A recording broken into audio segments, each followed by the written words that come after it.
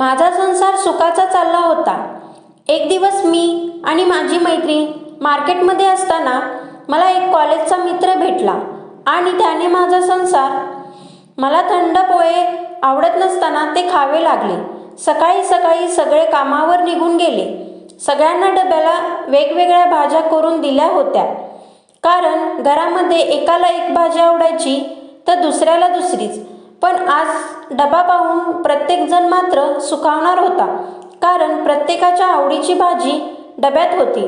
तरी हे म्हणाले होते, प्रिया, अगं नको देऊस आजचे दिवस डबा मला, खाईन मी बाहेर. मी म्हणाले, पटपट करून देते डबा. मग ते म्हणाले, तू भाजी टाक फोडणीला, तोवर मी तुला पोहे भरवतो. तुझे दोन्ही काम होतील. तसे गार पोहे तुला आवडत नाहीत ना? मी थोडं लाजून म्हणाले, पोरं लग्नाची झाली आपली, आणि तुम्हाला भारी काय काय सुचते. मग ते म्हणाले, उलट आपला पाहून पोरं बायकोवर जास्त प्रेम करतील. मला हसूच आले आणि मनातच म्हटलं, खरंच खूप प्रेम करतात राजू माझ्यावर. राजू खूप विनयशील होते, पण तेवढे शीघ्रकोपीही होते. आम्ही गप्पा मारत असताना पोहे कधी संपले कळलंच नाही. मी एकीकडे चहा गॅसवर ठेवून पेपर वाचायला घेतला. तेवढ्यात झाडांना पाणी घालायला बकुळा आली.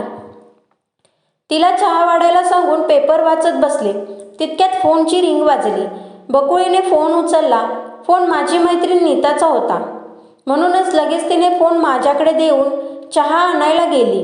नीता म्हणाली, प्रिया, अगं मार्केटला जाऊया का? मी म्हणाले, का गं, काही विशेष? नीता म्हणाली, माझी नणंद येणार आहे. तिच्यासाठी छानशी साडी आणायची आहे, कारण आम्ही नेहमी गडबडीत पैसेच देतो. पण तिने आवर्जून सांगितले आहे, बहिणी, यावेळेस साडी दे म्हणून, कारण मी घेतलेल्या साडींना माहेरची सर नाही येत आणि ती हे खूप मनातून बोलते. ह्यांना आई वडील नाहीत. दोघा बहीण भावांचा खूप जीव आहे एकमेकांवर, आणि मलाही बहीण नाही. बहिणी बहिणीसारखंच राहतो आम्ही. मी म्हणाले, नीता, मला पण मार्केटला जायचे होते. नीता लगेच म्हणाली, तुझी पण नणंद येते की काय? नाही गं, मला आज भाजीला जायचे होते. कालपासून घरात एक भाजी नाही. चहा घेऊन पटापट कामं उरकून आम्ही निघालो साडी आणि भाजीच्या शॉपिंगला. आधी साडीच्या दुकानात गेलो. नीताने 2 साड्या घेतल्या, एक तिला एक नंदेला. तिथून आमचा मोर्चा भाजीकडे वळला. भाजी मार्केटमध्ये भाजी घेत असताना एक चेहरा मला ओळखीचा वाटला. तोही भाजीच घेत होता. त्याने स्माईल दिली. मला त्याची पक्की ओळख नाही पटली, पण मी त्याला कुठेतरी पाहिले असे सारखे वाटत होते. मीही त्याला स्माईल दिली आणि आम्ही दोघे एकदम बोललो, तू प्रिया ना? तुम्ही श्रीकांत ना? हो हो, दोघेही एकदमच बोललो. मी म्हणाले, अहो पण तुम्ही इथे कसे? तो म्हणाला, मी ट्रान्सफर होऊन आत्ताच आलो, अजून जॉईनसुद्धा नाही झालो. बायकोला तेवढीच मदत म्हणून हे दिव्य काम करतोय. मग तोच म्हणाला, चल कॉफी घेऊ. मी म्हणाले, नाही हो, घरी जायला हवं, आणि आपल्या गप्पांमुळे माझी ही मैत्रीण नीता कंटाळून जाईल. मग तो अदबीने तिला म्हणाला, ताई, खूप दिवसांनी मैत्रीण भेटली आहे, प्लीज चला ना थोडी कॉफी घेऊ. आणि आम्ही जवळच्याच हॉटेलमध्ये कॉफी प्यायला बसलो. कॉलेजचे मित्रमैत्रिणी असलो तरी मी सुरुवातीला खूप अदबीने त्याच्याशी बोलत होते. मग तोच म्हणाला, काय गं, मी केव्हापासून बघतो मी तुला अगं कागं संबोधतो आणि तू मात्र मला काकाजी बनवून टाकले. सारखे आहो जाओ करते. त्याच्याबरोबर आम्ही दोघी हसायला लागलो. मग तो कॉलेजच्या एक एक आठवणी सांगू लागला. बोलता बोलता तो म्हणाला, खरं सांगू प्रिया, मला तू खूप आवडायची, पण तुझ्या मनाचा ताण कधीच लागलाच नाही. मग मीच बाजूला झालो. पण बरं झालं हं, खूप समजदार बायको मिळाली मला. मग मी म्हणाले, माझा नवरा राजू पण खूप चांगला आहे. मग थोड्या गप्पा झाल्या आणि कॉफी पिऊन आम्ही निघालो. त्याने माझा हात हातात घेऊन बाय, पुन्हा भेटू असे म्हणून निघताना त्याने माझा मोबाईल नंबर मागितला. मग आम्ही दोघांनी एकमेकांच्या नंबरची देवाणघेवाण केली आणि घरी आलो. आता रोज सकाळी तो गुड मॉर्निंगचे SMS पाठवू लागला. मीही पाठवू लागली. तो नेहमी SMS मध्ये डिअर किंवा डिअर फ्रेंड असंच लिहायचा. रविवारी सकाळीच हे बाहेर कामानिमित्त गेले होते. रस्त्यात त्यांना सुहास भेटला. सुहासने श्रीकांतबद्दल त्यांना काय सांगितले कोणास ठाऊक. हे लगेच घरी आले. जरा चिडूनच होते. मला हाक मारली. मी ओळखलं. पारा चढला आहे. आपण शांत राहिलेलं बरं. मला यांचा स्वभाव चांगला माहीत होता. कुठलाही सारासार विचार न करता पटकन ताडताड बोलून सुटतात. त्यावेळी आपण शांत बसायचे. शांत झाल्यावर जर त्याला त्याची चूक पटवून दिली तर लगेच सॉरी पण म्हणतात. मुलं नेहमी म्हणायची, आई कशी राहिलीस ग तू या माणसाबरोबर, किती बोलतात राग आला तर. मी त्यांना नेहमी म्हणायची, अरे तुम्ही नाण्याची एकच बाजू पाहिली आहे, दुसरी मलाच माहीत. आणि तुम्हाला साधी चापट सुद्धा कधी मारली नाही. आज पुन्हा असंच काहीतरी झाले असावे. मी बाहेर आले आणि विचारले, काय झालं. ते म्हणाले, तू 8 दिवसांपूर्वी कुठे आणि कोणाबरोबर बाहेर गेली होती. मला कळलंच नाही हे काय बोलतात. शेवटी मी हळूच बोलले, अहो मला समजेल असं बोला. मग म्हणाले, कोणत्या मित्रासोबत फिरत असते ग माझ्या माघारी. आणि म्हणाला, तुझा मोबाईल दाखव. मी काहीच बोलले नाही आणि मोबाईल हातात दिला. त्यांनी लगेच हॉटस्पॉट उघडून SMS पाहिले.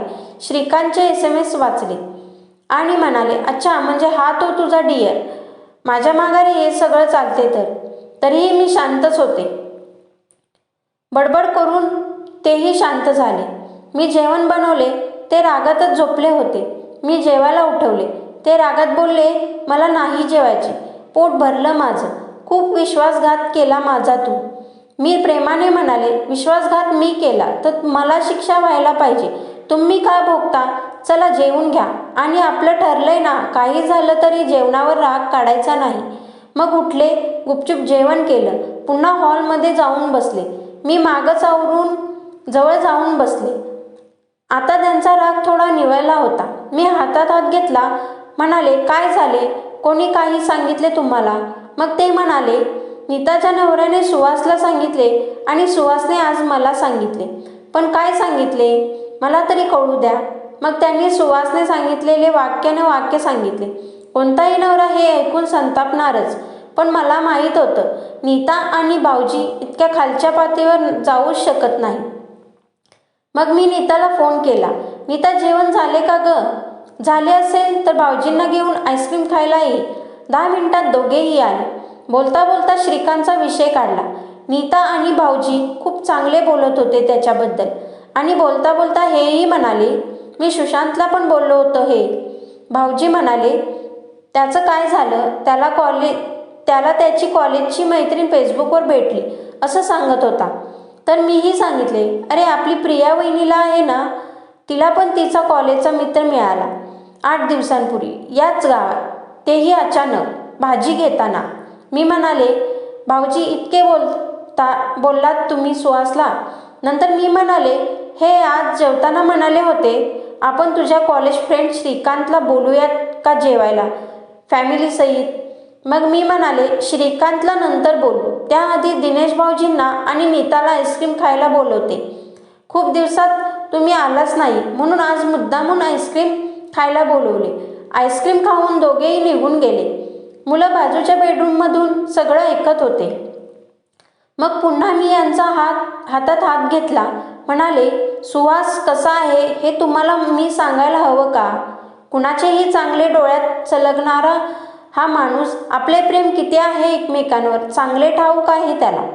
मागे पण तुमच्याबद्दल काय काय सांगून माझे मन कुलुषित करण्याचा प्रयत्न केला. मी भीक घातली नाही तर आता तुम्हाला पकडलं आणि खोटं नाटं सांगून तुमचे मन कुलुषित केलं आणि तुम्ही विश्वास ठेवला. मग ते स्वतःच म्हणाले, खरं आहे ग, मी हे तर साफ विसरूनच गेलो होतो. खरं सांगू का, आधी माझा विश्वास बसलाच नाही. पण मी घरी येऊन तुझा मोबाईल चेक केला तेव्हा त्यातले ते श्रीकांतचे सारखे ते डिअर. मग माझा तोल गेला आणि तुला वाटेल ते बोललो. मग मीच म्हणाले, मला सांगा, तुम्ही ऑफिसमध्ये जाता, घरी आल्यावर कितीतरी लोकांशी बोलताना येस डिअर, नो डिअर असं बोलताना तुम्हाला माझ्या कानाने ऐकलंय मी. मी नाही कधी विचारलं, कधीच तुमचा मोबाईल चेक नाही केला. कारण माझा विश्वास आहे तुमच्यावर की माझा नवरा असं काही करूच शकत नाही. पण तुम्ही मात्र विश्वास नाही ठेवला. आता मला सांगा, काय शिक्षा करायची तुम्हाला. मग ते उठून उभा राहिले. लोटांगण घालत म्हणाले, चुकलं ग खरंच माफ कर. मी म्हणाले, मी नेहमीच माफ करत आले हो, पण मला वाईट या गोष्टीचंच वाटतं. इतके प्रेमळ तुम्ही एखाद्या छोट्या छोट्या गोष्टीचा कोणताही सारासार विचार न करता राईचा पर्वत करता. खूप खूप त्रास होतो आम्हाला. बदला थोडं स्वभाव. ते हळूच म्हणाले, खरंच ग, चुकतेच माझं. एक मात्र खरं, त्यावेळी तू शांत असतेस, कदाचित म्हणूनच मला अधिकच आवडतेस.